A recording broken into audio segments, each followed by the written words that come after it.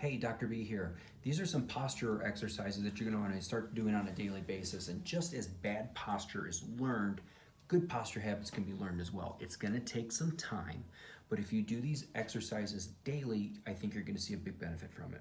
So the first thing that you want to remember is when we're doing any stretching or we're doing any muscle work, it's good to have the body warmed up already. Make sure that the blood's been pumping through. You can do deep breathing exercises, climb up and down the stairs, do these after a workout, however you want to do it. Just make sure that the blood's pumping and the body's all warmed up. First thing that you're going to do is you're going to start to work on stretching the front part of the chest. Okay, the easiest way to do these is with doorway stretches, where you're simply standing in the doorway, arms against the doorway, and you're stretching through. You're going to want your elbows at your shoulder height, stretch through, elbows a little bit higher than your shoulder, and elbows a little bit lower than your shoulder. And if you want to put a little bit of variation on it, guess what? Your arm's going to go long too.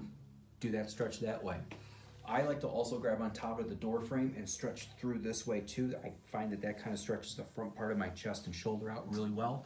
But you can get creative with the type of stretches that you do for your shoulder. The next thing that you want to use, you want to grab a foam roller. This one's a little bit too short, so I'm going to use this this bolster to kind of show you. But the other thing that you can do is you can get on the floor after you're doing your foam rolling, place the foam roller, support the head, place it right down the spine, and lay like you're laying on the cross, okay? What's nice with doing this particular stretch is you can stretch back and you can turn your hand backward and forward to get different areas of your front part of your shoulders as well. The two exercises that you're going to do, the first one is to strengthen the back muscles. It's going to help bring the shoulders back.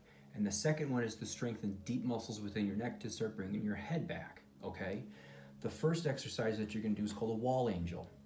And all you need for this one is a wall and a timer. That's it. All that you're going to do is you're going to stand against the wall, heels, butt, shoulders, head, back of the elbows, and wrists. And when you're in this position, you can basically just start holding that position and working for time. Work for holding it for 20 seconds, 30, 40, 50, up to a minute, 2 minutes.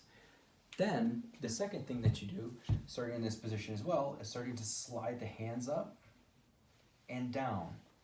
That's going to help to control the muscles that are basically between your shoulder blades and your spine and strengthen up that shoulder girdle or the position of your shoulder, okay?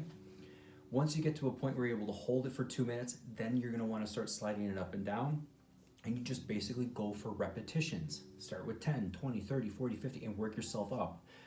You don't want any of those contact points, your head, your shoulders, your elbows, your wrists, your butt, your back part of your heel to come against the or come away from the wall. If that does, you're done with that exercise for that particular time. Move on to something else.